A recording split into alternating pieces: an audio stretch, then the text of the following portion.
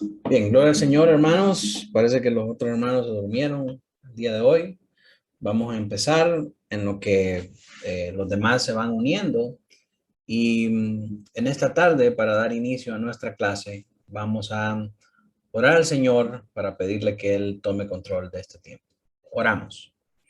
Padre nuestro que estás en los cielos, Señor Dios Todopoderoso, gracias nuevamente por la oportunidad que nos das de venir delante de ti poder pasar este tiempo juntos, Señor, en comunión y dedicarlo, Señor, al aprendizaje de tu palabra. Pedimos, Señor, que en esta tarde puedas iluminar nuestra mente y nuestro corazón para que puedas, Señor, hacernos sensibles a la necesidad de seguir aprendiendo más de ti, Señor, de seguir buscando aquellas disciplinas, Padre nuestro, que nos llevan a un conocimiento más profundo de ti. Bendice nuestras mentes y nuestros corazones y permítenos, Señor, aprender. Haznos siervos enseñables, Señor, que podamos disponer nuestra mente y nuestro corazón para recibir esta enseñanza y que no solamente sea un intercambio intelectual de información, Señor, sino que también nos ayude a ser buenos obreros que saben trazar con precisión la palabra de verdad, Señor. De manera que podamos ser guardados de promover un falso evangelio, Señor, y de participar en las obras de maldad de muchos falsos maestros, Señor, al asentir sobre cosas que tú no enseñaste a tu iglesia. Ayúdanos a ser luminarias, Señor, para este lugar, enseñando el mensaje de verdad, para que todos puedan conocerte, así como lo dice tu palabra, Señor. En el nombre poderoso de Jesús oramos. Amén y amén. En gloria al Señor, mis hermanos. Voy a pedirles, como siempre, que podamos prender nuestras cámaras, tener ahí una libreta de apuntes y tomar nota acerca de nuestra clase. Vamos a desplegar a los hermanos Sorto, van ahí con la cámara, ¿verdad? Ellos tienen pase libre ahora, hermanos, para no tener prendida la cámara. El Señor los guarde y los lleve ahí con bendición. Así que mis hermanos, vamos en esta tarde a ver la segunda parte de nuestra clase de hermenéutica.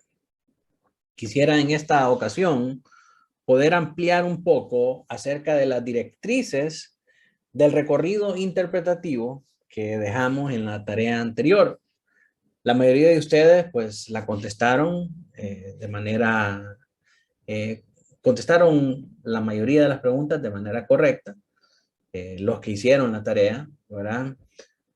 Sin embargo, en la parte de las directrices, algunos sí las definieron de una manera bastante clara, pero miro que para otros fue un poco más difícil identificarlas. Así que quisiera invertir este tiempo en que miremos esas directrices y que podamos entenderlas bien y que podamos aplicarlas y al final vamos a hacer un ejercicio enfocado a aplicar estas directrices específicamente al texto. Entonces, vamos a empezar haciendo un recordatorio de lo que es nuestro recorrido interpretativo. Hablamos, ¿verdad? Que cuando nos acercamos al texto, somos como dos personas viviendo en dos regiones y tiempos diferentes. ¿Verdad? Tenemos la parte de los receptores originales del Antiguo Testamento y tenemos aquí en este lado nuestra realidad y nuestro contexto actual. Ambos entornos están separados por un río que puede ser en un punto más ancho y en un punto más angosto. Pero ese río que nos separa está compuesto de la cultura, del lenguaje, del tiempo y de la situación. Como les digo, en algunos momentos el río se hace más angosto. ¿Cuándo es más angosto al río? Cuando pensamos, por ejemplo, en la gente del Nuevo Testamento. la gente del Nuevo Testamento está más cerca de nosotros de lo que está la gente del Antiguo Testamento. Pero aún así nos separa el tiempo, nos separa la cultura, nos separa el lenguaje y nos separa muchas otras cosas. No tanto como la gente del Antiguo Testamento, pero sí tenemos esas diferencias.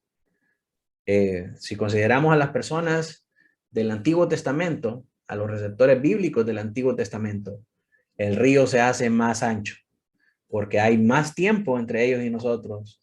Hay otras situaciones, hay otro pacto, o sea, hay más diferencia. Entonces, en ese lado, el río se hace más ancho. ¿Verdad? Que a diferencia del Nuevo Testamento, el río viene a ser más angosto. No obstante, independientemente del tiempo del que hablemos, si el del Nuevo Testamento o el del Antiguo Testamento, siempre hay una separación que necesitamos unir, ¿sí? Y la manera en cómo unimos esa separación a la gente de este Nuevo Testamento y la gente de nuestra actualidad, los cristianos de nuestro contexto hoy día en nuestra iglesia, la manera en cómo unimos esas dos realidades, esos dos contextos, es a través del puente de los principios teológicos. Ahora, construir este puente de los principios teológicos no es una labor fácil, es una labor que requiere bastante estudio, bastante lectura y bastante aplicación. Fácil es agarrar un texto y decir cualquier cosa, que eso es lo que hacen muchos de los pastores hoy en día. No todos se toman el tiempo para tratar el texto con la seriedad que merece y entenderlo en el contexto adecuado en el que fue otorgado a los receptores originales bíblicos y hacer una eh, interpretación o hacer una aplicación para nuestros días. Entonces, eso es una tarea sumamente ardua, que aún con años de conocimiento y de experiencia, algunas veces podríamos errar al no considerar todas las cosas que son necesarias para construir este puente de los principios. Entonces, volvamos a repasar cuáles son los principios para construir el puente. En primer lugar, el paso 1 nos dice que debemos entender el texto en el pueblo de los receptores bíblicos y contestarnos la pregunta, ¿qué significó el texto para la audiencia original? Eso es lo primero que nosotros tenemos que preguntarnos siempre. ¿Qué significó el texto para la audiencia original? Porque si nosotros no ubicamos ese texto en su contexto histórico y a las personas a las que fue dirigido y qué significó para esas personas, vamos a terminar con una interpretación incorrecta. Como por ejemplo, cuando Pedro dice Dios no quiere, no queriendo que ninguno se pierda, sino que todos procedan al arrepentimiento. No ubicar ese texto en el contexto histórico implica de que estamos asumiendo que Dios no quiere que nadie se pierda. Dios quiere que todos sean salvos. Y ese tipo de interpretación ha llevado a muchos a pensar que en el final de los tiempos, cuando el Señor Jesús regrese, todos van a ser salvos, todos se van a salvar. Nadie, absolutamente nadie se va a perder porque Dios no quiere que nadie se pierda, sino que Dios quiere que todos se salven. Así que al final de los tiempos todos van a ser salvos. Hasta el diablo va a ser salvo, dicen algunos. ¿Verdad? Eso es lo que no ubicar ese texto en el contexto adecuado nos lleva a inferir. Entonces, si nosotros queremos verlo en el contexto adecuado, tenemos que saber que esa instrucción, que Dios no quiere que ninguno perezca, sino que todos vengan al arrepentimiento, son palabras escritas a los cristianos que estaban en exilio en la región del Ponto. Ustedes saben, la persecución romana llegó a los cristianos y los cristianos tuvieron que salir a las regiones aledañas, que era esta región del Ponto, donde había otra autoridad. Estaba el rey del Ponto, que era uno de los enemigos más formidables del ejército romano. Entonces a esos cristianos que estaban ahí, que habían salido exiliados de Roma por la persecución que el Imperio Romano montó sobre los cristianos, a ellos les escribe Pedro con sus palabras pastorales de consolación, que Dios no quiere que ninguno de esos cristianos que están en el exilio se pierdan, sino que todos procedan al arrepentimiento. No ubicar ese texto en el sentido, en el contexto histórico y con la audiencia original a la que fue destinada, nos lleva a hacer inferencias incorrectas acerca de ese texto. Lo mismo sucede con Juan 3:16. Dios tanto amó al mundo que dio a su Hijo unigénito para que todo aquel que en él crea no se pierda, mas tenga vida eterna. ¿Verdad? Si no ubicamos ese verso en su contexto original y para la audiencia original a la que fue dado y qué significó ese texto para esa audiencia original, vamos a terminar haciendo interpretaciones alocadas acerca de ese texto. Entonces tenemos siempre que preguntarnos qué significó el texto para la audiencia original.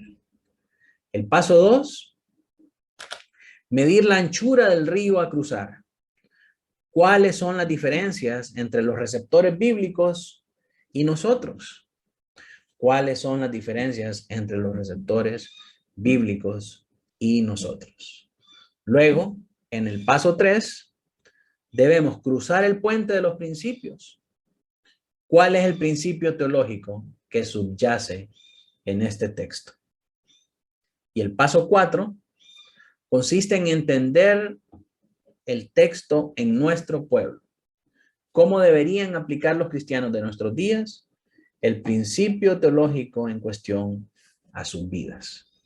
Ahora, todos estos pasos son bastante claros, son bastante objetivos, bastante directos, pero dejar la instrucción solamente ahí sería una instrucción muy minimalista, sería una instrucción bien reducida, porque dice, ¿qué significó el texto para la audiencia original?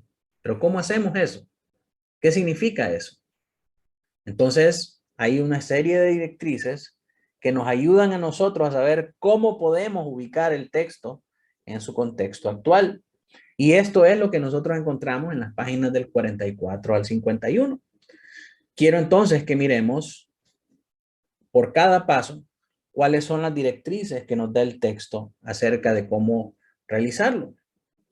En primer lugar, ¿qué significó el texto para la audiencia original? ¿Cómo aplicamos eso al texto? Las directrices que nos da el libro son, en primer lugar, tenemos que leer cuidadosamente el texto y analizarlo. En esta parte, no solamente es leer por salir del paso. Leer cuidadosamente y analizar el texto implica hacer comparación entre versiones, implica ver los idiomas originales, implica leer comentarios acerca de ese texto en particular, implica ver la parte gramatical, mirar y remirar, analizando todo lo analizable, escudriñar la gramática y examinar todas las palabras importantes. Si usted llevó español en la universidad y en el colegio y se acuerda de algo que le enseñaron sus amadas maestras de español, aquí es donde le sirve saber cuál es el sujeto, cuál es el predicado, cuál es el núcleo del sujeto, cuál es el núcleo del predicado, cuál es el modificador directo del núcleo, del sujeto y del predicado, y todas esas cosas que usted pensó que nunca le iban a servir en la vida, aquí le van a servir. Y esa es una de las grandes sorpresas que nos da la teología. La gramática es muy importante. Ver los verbos, ver los adverbios, ver todas las figuras gramaticales para analizar una oración. Porque en base a eso, nosotros podemos entender adecuadamente cómo interpretar una palabra. Y principalmente si nos referimos a su idioma original.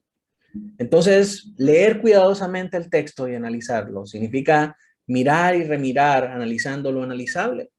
escudriñar la gramática y examinar todas las palabras importantes. Hay que estudiar también los contextos histórico y literal. Aquí es donde donde se vuelven importantes los comentarios bíblicos y los diccionarios históricos y literarios. Los lexicones también que nos llevan a ver las palabras originales en el idioma original, los diccionarios interlineales que nos muestran una línea en el idioma original y una línea en nuestro idioma, y todas las otras herramientas que antes, algunas décadas atrás, implicaba tener toda una librería de herramientas de estudio y que ahora pueden estar disponibles a través de una sola aplicación. Entonces, todo esto tiene que ser considerado cuando nosotros analizamos un texto, cuando leemos un versículo. Tenemos que compararlo en diferentes versiones. Tenemos que ver idiomas originales, tenemos que ver comentarios que dicen al respecto. Y no solamente conformarnos con lo que leemos en la superficie. Tenemos que ir más profundo, como el Señor le dijo a Pedro, Pedro, boga mar adentro. ¿Verdad? Pero para los supersticiosos y los carismáticos, boga mar adentro es ir a encontrar sabiduría de parte del gnosticismo, a ver qué piensan los gnósticos y qué piensan los espiritistas acerca de este texto en particular. ¿Verdad? Y algunos vamos a ver que se van a meter en cosas que no tienen nada que ver con el texto, sino que tienen que ver con interpretaciones alocadas y con prácticas supersticiosas acerca de lo que se está diciendo en cuestión. Entonces, no es eso, es ver el texto de una manera literal, objetiva y ayudándose del estudio de otros académicos, ver qué representó para las otras personas. Contestamos la pregunta, ¿cómo se relaciona el pasaje en cuestión con lo que le precede y con lo que le sigue? ¿Sí? Cuando vemos un pasaje, tenemos que verlo en el contexto donde está ubicado. Por ejemplo, hoy que estudiamos el capítulo 5 de Jueces, estudiamos cómo este relato tiene una relación con el Antiguo Testamento. ¿Se acuerdan? Hablamos de cómo se compara con el cántico de Moisés. Hablamos también, eso es compararlo con lo que le precede. Luego compararlo con lo que sigue vemos cómo tiene relación con el Nuevo Testamento y vemos que en Hebreos se habla acerca nuevamente de Barak. Estamos ubicando al texto y comparándolo con lo que está antes y con lo que está después. Asimismo, cuando analizamos la estructura del texto, vemos que a diferencia del capítulo 4, que está escrito en prosa, el capítulo 5 está escrito en verso, está escrito en un lenguaje poético, porque es una canción. Entonces, ahí hay elementos importantes para un mejor entendimiento acerca del tipo de texto con el que nosotros estamos tratando. Pero no podemos sacarlo, no podemos aislarlo, porque vamos a hacer un dogma equivocado acerca de ese texto. ¿Qué pasa con ese texto sacado de contexto? Lleva a muchas feministas evangélicas a levantarse y pensar que la victoria de Barak sobre el ejército de los cananeos se debió al canto de Débora, que el canto de Débora tiene propiedades mágicas que hizo que los del ejército de Israel, de las tribus del norte, pudieran vencer el ejército de Javín, comandado por Císara, y que era de los cananeos. Entonces no podemos aislar ese texto del resto de la escritura, tenemos que comprenderlo a la luz de la escritura. Y por ejemplo, cuando hablamos de compararlo con las cosas que lo preceden, nos dimos cuenta que hay una diferencia significativa entre el canto de Débora y el canto de Moisés. Y esa diferencia significativa es que Débora condena a las tribus que no participaron en la obra del Señor. ¿Verdad? Entonces, eso nos lleva a nosotros a inferir que cuando el pueblo de Dios no participa de las obras de Dios, es meritorio de las maldiciones pactuales que están contenidas en su palabra, están contenidas en el pacto que él tiene con su pueblo. Entonces, todas esas cosas tienen que ser analizadas. Cuando hablamos de leer bien el texto, hablamos de ubicarlo en su contexto, ver qué es lo que está antes, qué es lo que está después, cómo se relaciona con el Antiguo Testamento, cómo se relaciona con el Nuevo, su composición gramatical y todas esas cosas. El segundo paso que tenemos que hacer cuando analizamos el texto para la audiencia original es sintetizar el significado que tuvo el pasaje para los receptores bíblicos en una o dos frases. Y esto, ayer le insistí a los jóvenes que tenemos que tener una libretita a mano y escribir estas cosas, porque es mejor una mala ortografía que una mente brillante. Tenemos que escribir.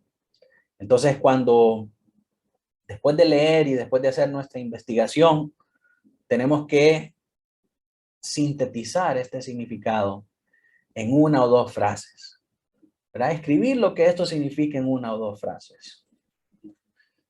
Por ejemplo, en Josué 1, Dios le ordenó a los israelitas que fueran y conquistaran a Canaán. O por ejemplo, podemos hablar de Pablo, los Efesios. Pablo exhortó a los Efesios a, Jesús animó a sus discípulos a, esos son los tipos de resúmenes que tenemos que hacer.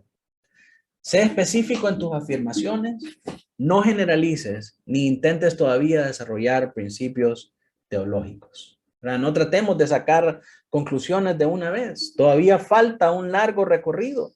Después de haber estudiado todas estas cosas y después de haber sacado esta síntesis, entonces nosotros estamos listos para pasar al siguiente paso. Y usted me puede decir, pero pastor, ¿a qué horas hago todo esto? No tengo tiempo de hacer todas estas cosas. Yo tampoco, pero el estudio de la Biblia requiere tiempo, requiere estudio, requiere esfuerzo. Mis hermanos, un sermón a mí me lleva más de 8 horas de preparación. Algunas veces son continuas, algunas veces son interrumpidas durante la semana, pero es un proceso largo, es un proceso extenuante que al final tiene sus recompensas. Quisiera ser como otros pastores que solamente les tarda 2 horas, ¿verdad? Y otros que simple y sencillamente no tienen un esfuerzo para interpretar las cosas, pero a mí todavía me cuesta. Y más o menos entre 8 a 10 horas es el tiempo que yo invierto en preparar un sermón. Y ustedes pueden ver que en todos los sermones que están subidos está también el script, está también el PDF de lo que es el sermón y no baja de 7 páginas. En promedio son de 7 a 8 páginas de lo que yo escribo que voy a enseñar el domingo a la congregación. Ese es el del domingo, ¿verdad? No estoy contando el del miércoles del discipulado ni el de escuela bíblica en el domingo en la noche, ni el de los jóvenes, ni la enseñanza de los jóvenes el día sábado. Entonces el estudio de la Biblia, hermanos, es algo que requiere tiempo. A veces, obviamente, yo no estoy pretendiendo que ustedes aparten el tiempo para hacer sermones, ¿verdad? Pero sí que cuando estudiemos la Biblia nos podamos agarrar una porción para poder dedicarle este tiempo, ¿verdad? Entonces, el segundo paso, después de haber analizado, después de haber leído detenidamente, después de hacer una síntesis de lo que encontramos en ese texto, llegamos al paso 2. Y esto es, ¿cuál es la diferencia entre los receptores bíblicos y nosotros? Si estamos estudiando un pasaje del Antiguo Testamento, tenemos que asegurarnos también de identificar aquellas diferencias teológicas importantes que surgen como resultado de la vida y obra de Jesucristo.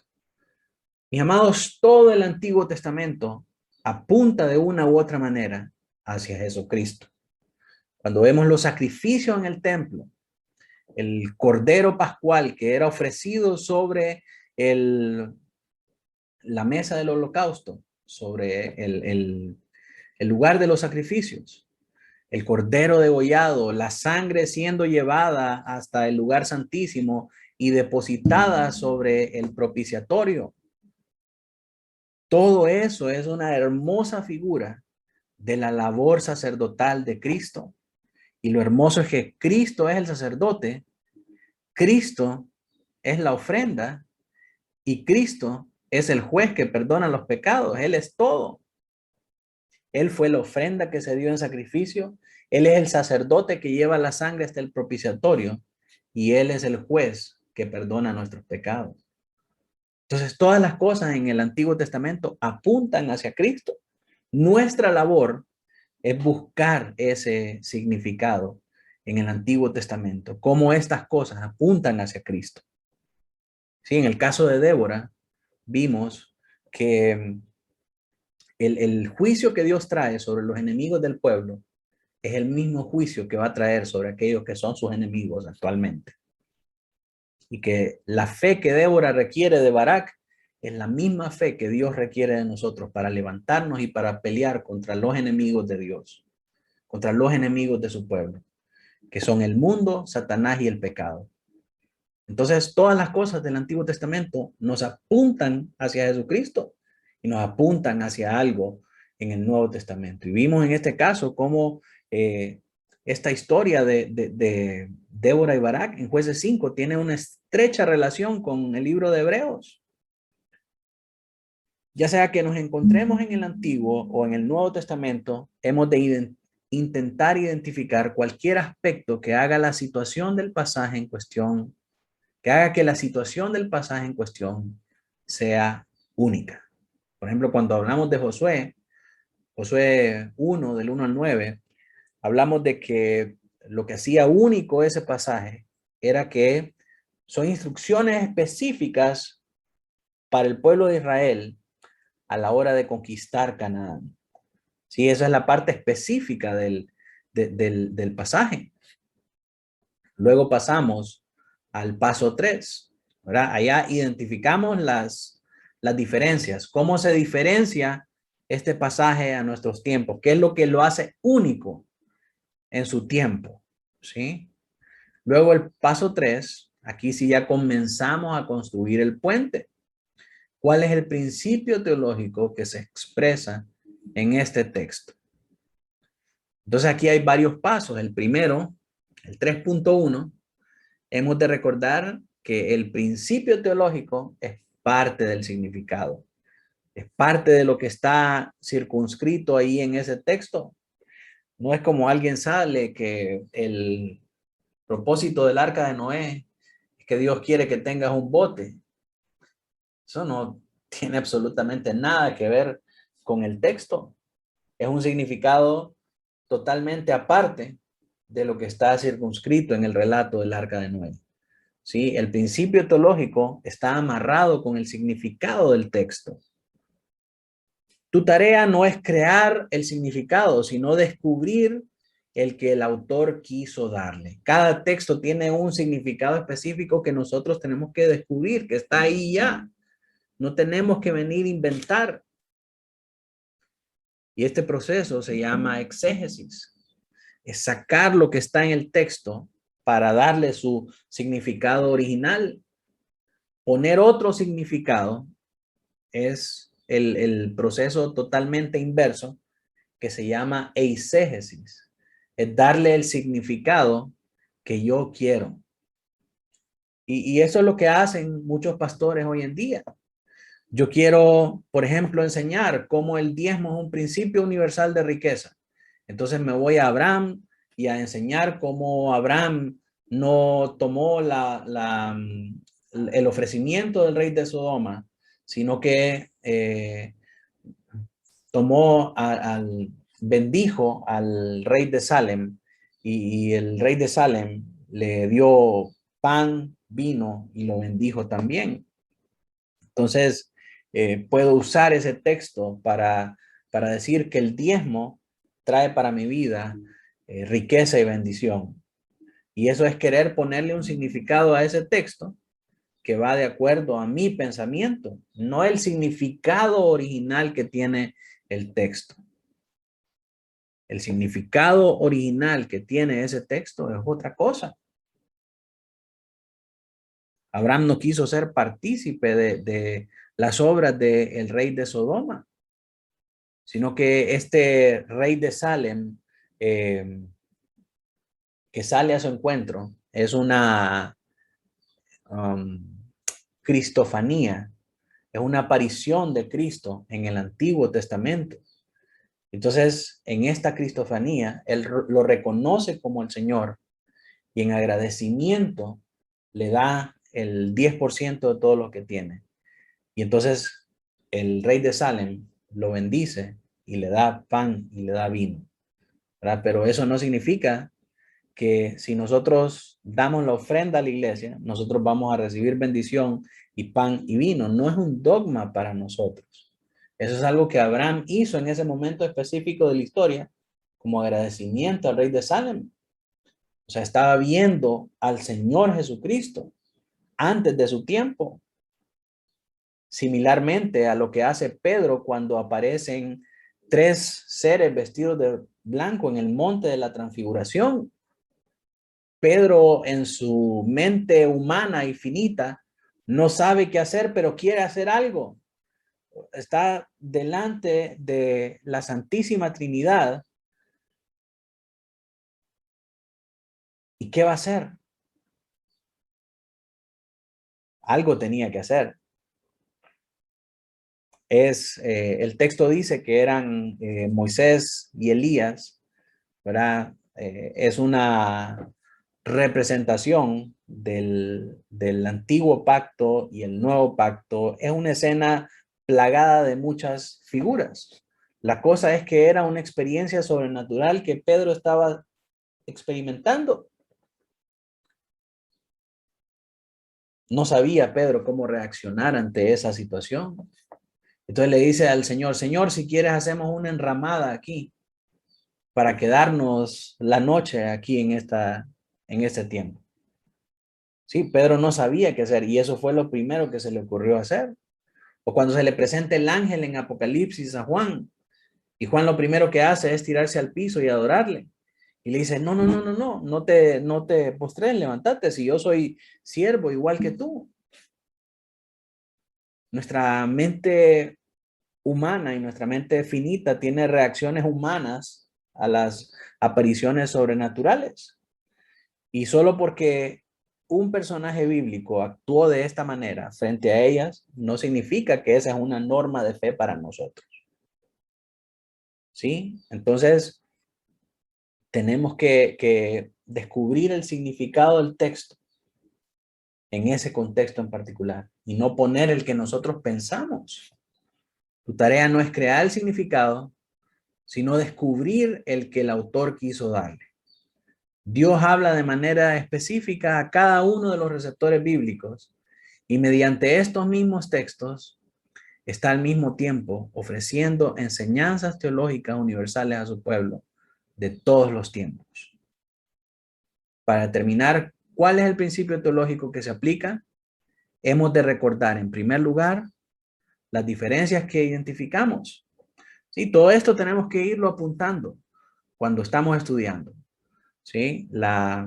Leer detenidamente, eh, sacar una síntesis, encontrar la diferencia y ahora para determinar cuál es el principio teológico, tenemos que ir viendo cómo vamos en el proceso.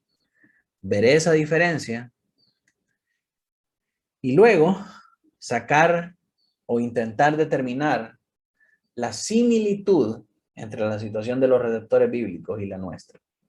Ya sacamos en qué es diferente, ahora tenemos que sacar en qué nos parecemos. ¿Qué cosas son similares a las nuestras?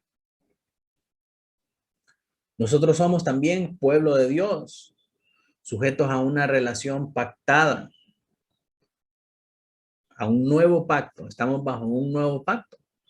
Y aunque no somos dirigentes de Israel, no obstante, muchos de nosotros estamos en posiciones de liderazgo en la iglesia. No estamos conquistando la tierra prometida, pero sí deseamos obedecer la voluntad de Dios y llevar a cabo lo que Él nos ha mandado. Sí, esta es la similitud que nosotros encontramos entre el mandato que Dios le dio a Josué y nosotros. Que aunque no estamos conquistando la tierra prometida, queremos hacer la voluntad de Dios y llevar a cabo lo que Él nos ha mandado.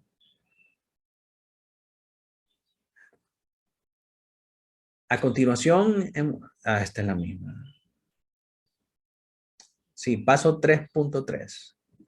Después de examinar las diferencias e identificar las similitudes, hemos de regresar al significado para los receptores bíblicos que se describe en el paso 1 e intentar establecer el principio teológico más amplio que se refleja en el texto, pero que a su vez tiene también relación con las similitudes que existen entre nosotros y los receptores bíblicos.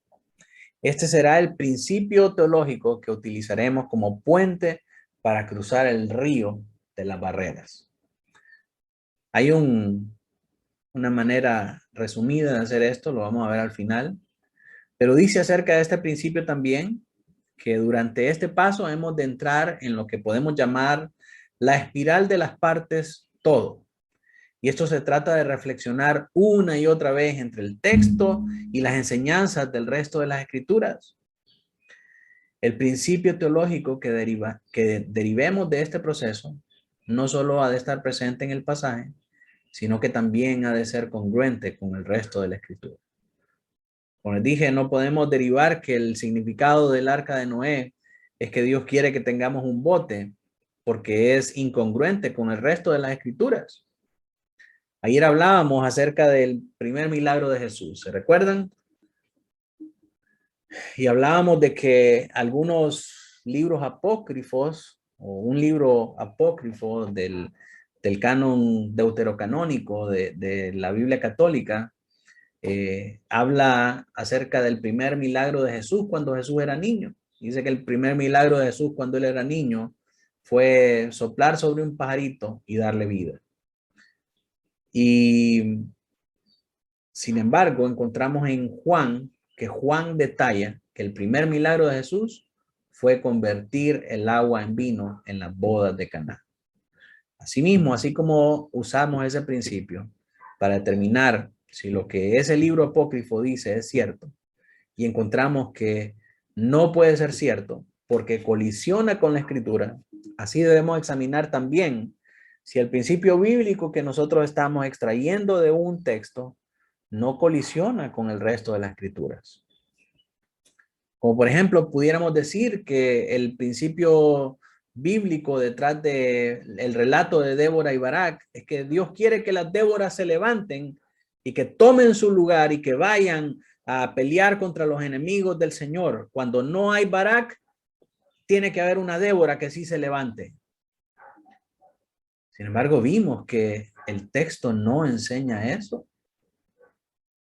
Sacar esa verdad, sacar ese principio bíblico de esa enseñanza, colisionaría con todo lo que nos dice el Nuevo Testamento acerca de el rol del hombre y el rol de la mujer. Colisionaría con lo que nos dice el Antiguo Testamento acerca del diseño original de Dios para el hombre y para la mujer. Por lo tanto, no podemos asumir que ese es un principio bíblico correcto para la historia de Débora y Barak. ¿Por qué razón? Porque el texto nos muestra que Débora no se levantó para ir a pelear contra los enemigos del Señor, sino que lo que Débora hizo fue animar a Barak, que era el juez que Dios había levantado, para que Barak reuniera un ejército y fuera a pelear contra Dios. ¿Se dan cuenta entonces cómo un principio bíblico no puede estar en colisión con el resto de la escritura? Entonces es importante, mis hermanos, que nosotros podamos saber estas cosas. En resumen, el criterio para formular el principio teológico, los criterios, perdón, para formular este principio teológico es, en primer lugar, el principio ha de estar reflejado en el texto. ¿sí? El principio está pegado con su significado. En segundo lugar, ha de ser un principio intemporal y no vinculado a una situación específica. El texto nos da un tiempo, nos da un campo de acción, pero el principio que nosotros extrajimos de ese texto no está casado a ese tiempo, sino que es algo que nosotros podemos aplicar aún para nuestro tiempo. No puede ser un principio supeditado a consideraciones culturales. El principio en cuestión ha de armonizar con la enseñanza del resto de la escritura. Dicho principio debe ser pertinente tanto a los receptores bíblicos como a los contemporáneos. Finalmente, para la expresión escrita del principio teológico, utilizaremos una o dos frases y no serviremos de verbos en tiempo presente. Nuevamente, cuando hablamos acerca de el relato de Débora y Barak, el principio que extrajimos de ahí es que los cristianos tienen que levantarse en contra de los enemigos de Dios, que son el pecado, Satanás y el mundo. Dios ya nos ha garantizado la victoria y si nosotros participamos en la victoria de Dios, si nosotros nos esforzamos por pelear en esa batalla de Dios, Dios nos va a bendecir por participar en ella.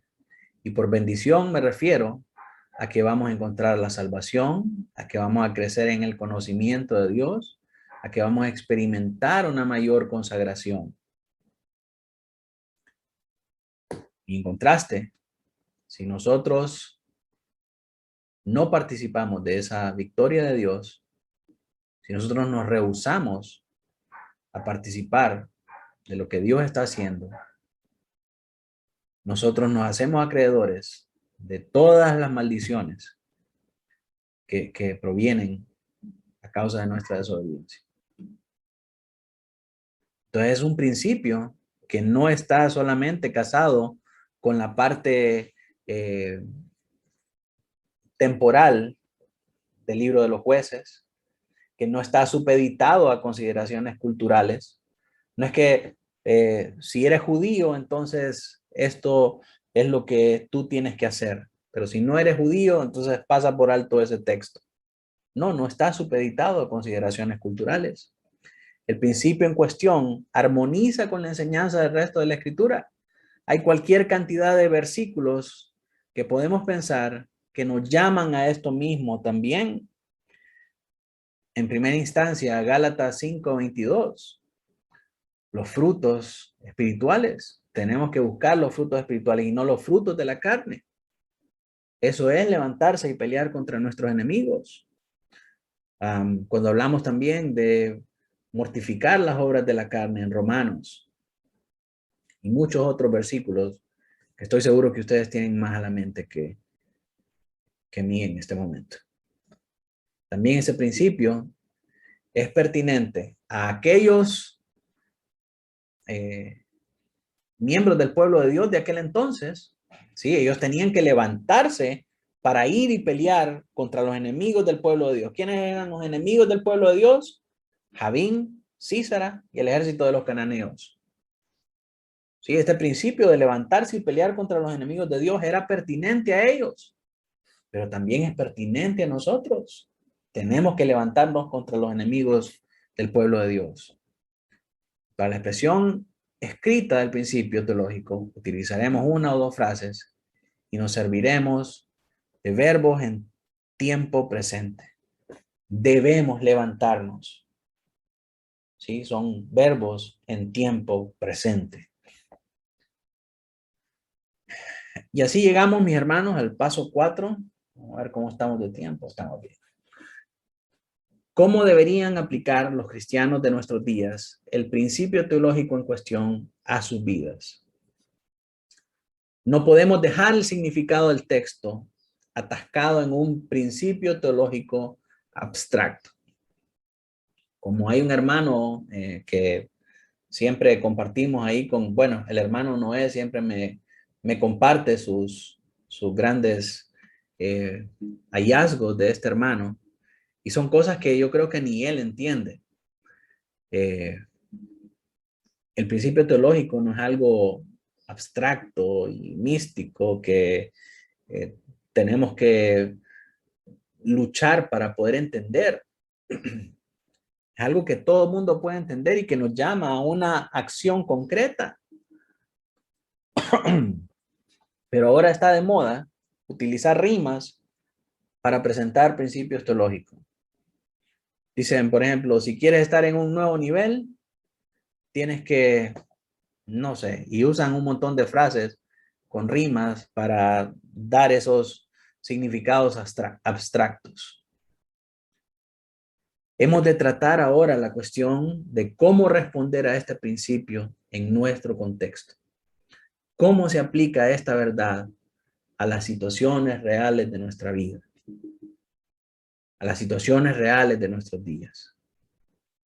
¿Cómo respondemos al llamado de Débora de levantarnos para ir y luchar contra nuestros enemigos?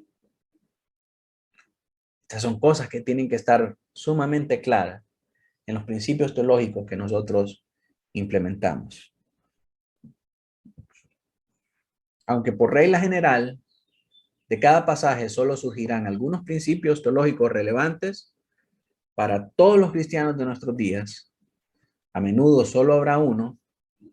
Existirán, sin embargo, numerosas posibilidades de aplicación.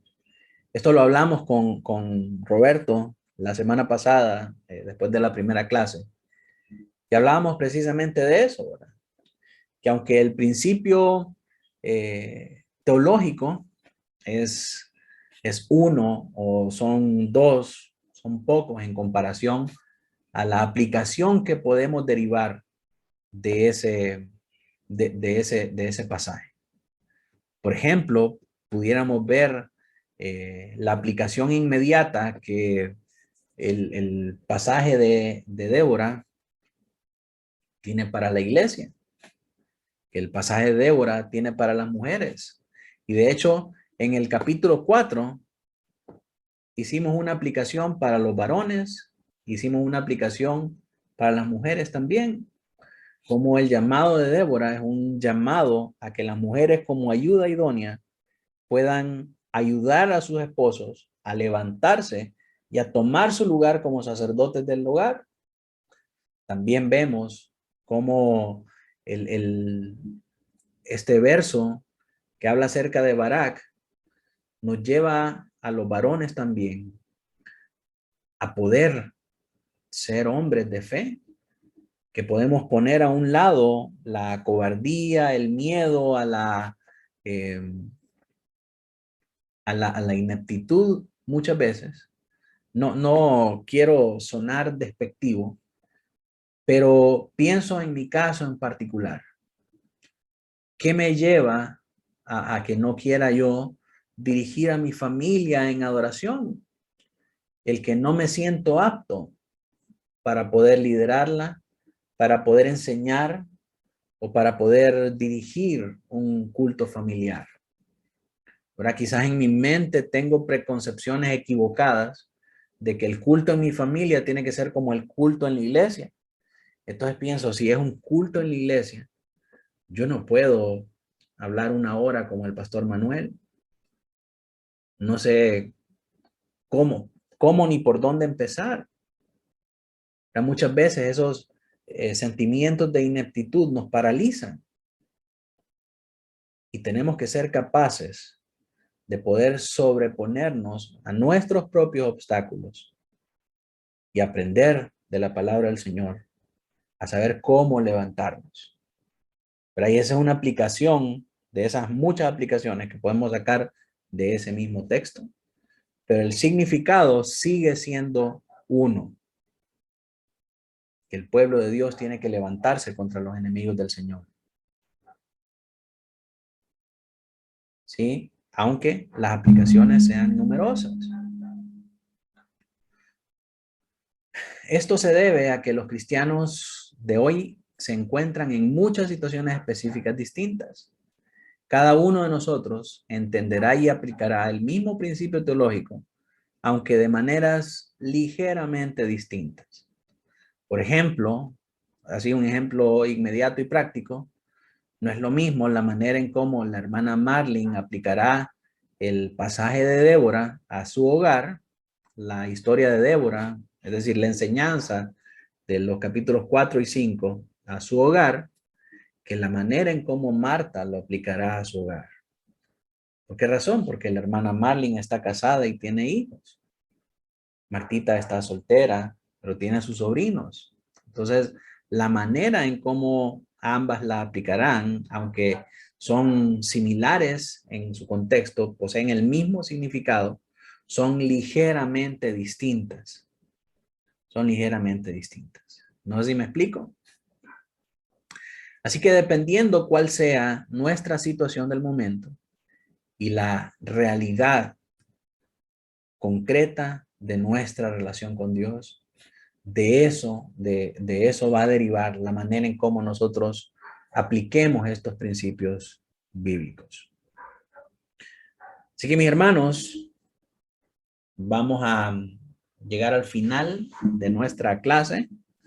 Antes de dejarles la tarea, una tarea pequeña, sencilla, quiero saber si hay alguna pregunta acerca de este tema.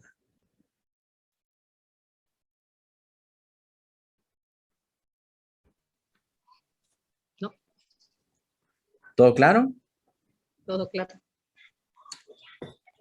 Estas eran entonces, hermanos, las directrices que nosotros encontramos en esas páginas de la 44 a la 51, que son prácticamente una ampliación de cada uno de los pasos y que nos dicen de una manera más aterrizada cómo llevar a cabo cada una de estas cosas. Entonces, siempre es bueno tenerlo a la mano, estarlo leyendo, estarlo recordando para que nosotros podamos aplicarlo bien. Robert tiene una pregunta. Bueno, buenas noches.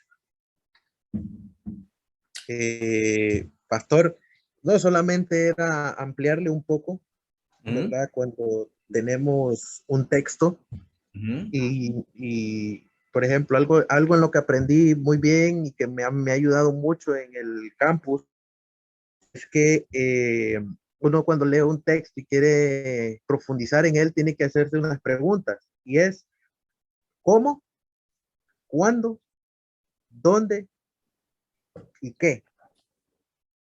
Tiene que explicar esas preguntas para uno venir y decir, bueno, esto fue cómo, cuándo, fue en tal fecha, fue en tal, ¿cómo era? Era así, era así, era así, era así, para poder tener una buena comprensión del texto que estamos leyendo y de esa manera poder tener una mejor interpretación. Eso no nos va a interpretar el texto, ¿va? Porque detrás de esto hay muchas cosas, como comentábamos con usted, acerca del tema de la ampliación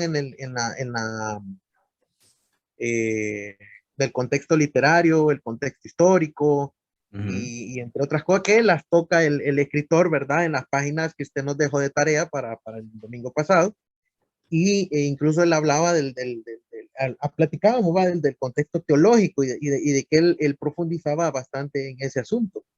¿Verdad? Y es importante, ¿verdad? Para la iglesia de hoy en día entender estas cosas y que no todo lo que dice ahí, ¿verdad? De que ¿cómo se llama? Que las promesas y las agarra uno para uno, ¿no? ¿Verdad? Eran promesas hechas de Dios para su pueblo en ese momento, en aquel entonces, para esas personas o para esos jueces, ¿verdad? Amén. Solamente, pastor. Sí, muchas gracias, Robert. Esas 5 preguntas, el cuestionario del periodista, le dicen, ¿verdad? Cuando uno hace Exacto, sí. una nota periodística, se contesta esas 5 preguntas: qué, quién, cuándo, dónde, qué o por qué, ¿verdad? Eso yo lo ubicaría, es una brillante y valiosa herramienta, Robert. Yo lo ubicaría en el paso 1 cuando analizamos el texto, ¿verdad? Es una importante herramienta para poder analizar el texto. ¿verdad? Sabemos, podemos contestar cada una de esas preguntas y saber más acerca de con qué estamos tratando ahí en ese texto. Y a partir de eso, comenzar a construir los siguientes pasos. Porque definitivamente, aunque esas preguntas nos arrojan mucha información, todavía quedan algunos cabos sueltos, como por ejemplo, cuáles son las diferencias que tenemos con las personas de relato, cuáles son las similitudes que tenemos con las personas del relato. Conocer esas cosas también nos llevan a hacer una conexión más contundente entre ellos y nosotros.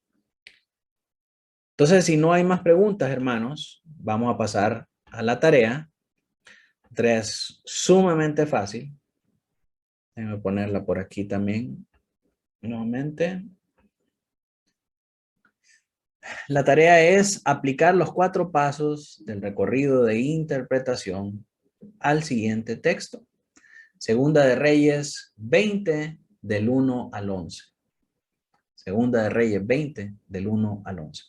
Y esto es cuando el Señor le dice a Ezequías, arregla tu casa porque te vas a morir.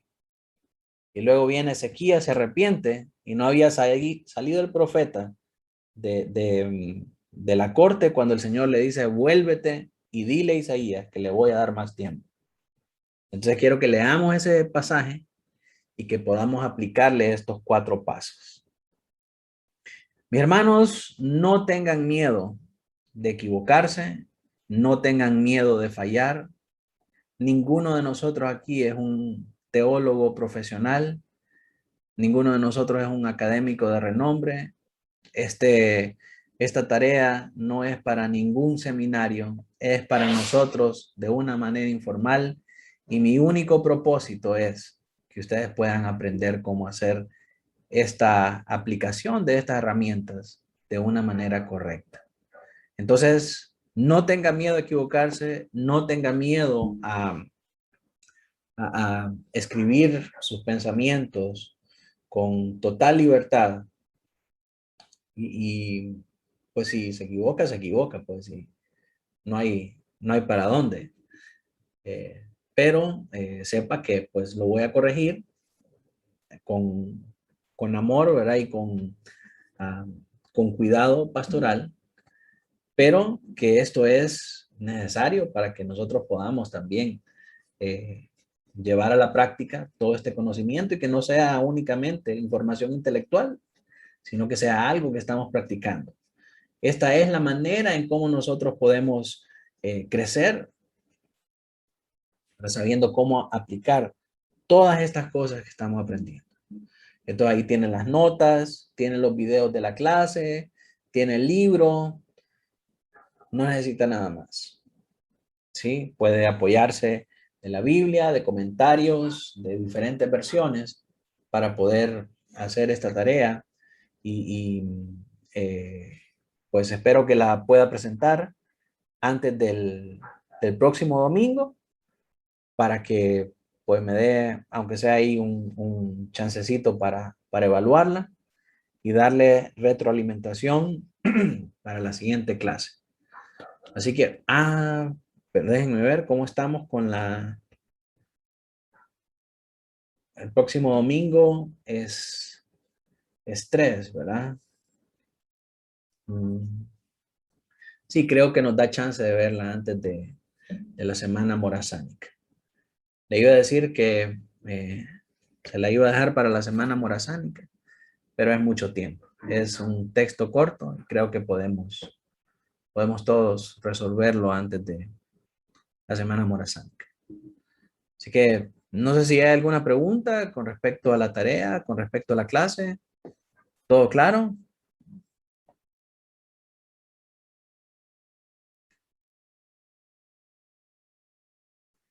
Bien, si está todo claro, entonces vamos a orar. Voy a pedirle a Henry que nos despida en oración. Con reverencia oremos, hermanos. Padre amado nuestro, en el nombre de nuestro Señor Jesucristo, te damos gracias en este día del Señor, en este tu día. Nos has permitido estar reunidos unánimes, aprendiendo, conociendo de ti. Te pedimos que el día de hoy esta palabra la podamos aplicar en cada área de nuestras vidas. Qué importante y qué bueno saber, Señor, que tu palabra es tan exquisita, es tan profunda como tú lo eres. Te representa a ti, Señor, de principio a fin. Te damos gracias, Señor, porque sabemos también que a medida vamos profundizando en el conocimiento de tu doctrina teológica o de cómo aplicar esa doctrina teológica, nos damos cuenta que muchas veces tenemos que callar. Y así queremos, Señor, decirte en esta tarde, noche, que queremos ser guiados en todo momento por tu Espíritu Santo para poder callar cuando tengamos que callar y no representar mal tu nombre, Cristo Jesús. Sin embargo, sabemos también de que debemos aplicar en nuestro diario vivir tu palabra. Y así queremos, Señor, decirte y pedirte de todo corazón esta noche que queremos que nos conduzcas por medio de tu Santo Espíritu para poder vivir conforme a tu palabra. Te damos gracias, Señor, en este día por la bendición de poder estar reunidos una vez más. Cerrando, Señor, quizás este día con muchas ganas de seguir aprendiendo de ti. De igual manera te pido por la vida del pastor Manuel Cheran y toda su familia, que esta semana que viene, no solamente para él, sino que para cada uno de mis hermanos, sea una semana de bendición, una semana en donde el Espíritu Santo nos guíe en todo momento y que sea por medio de tu Santo Espíritu que recordemos tantas promesas de amor y también la lucha que no termina porque seguimos respirando. Así también te pido por la vida de los hermanos sordos que van en camino, guarda su entrada, su salida. Sabemos de que estamos en el hueco de tu mano, y si en el hueco de tu mano sabemos de que tenemos la protección que viene directamente de ti. Te damos gracias en el nombre de tu Hijo amado Cristo Jesús. Amén y amén.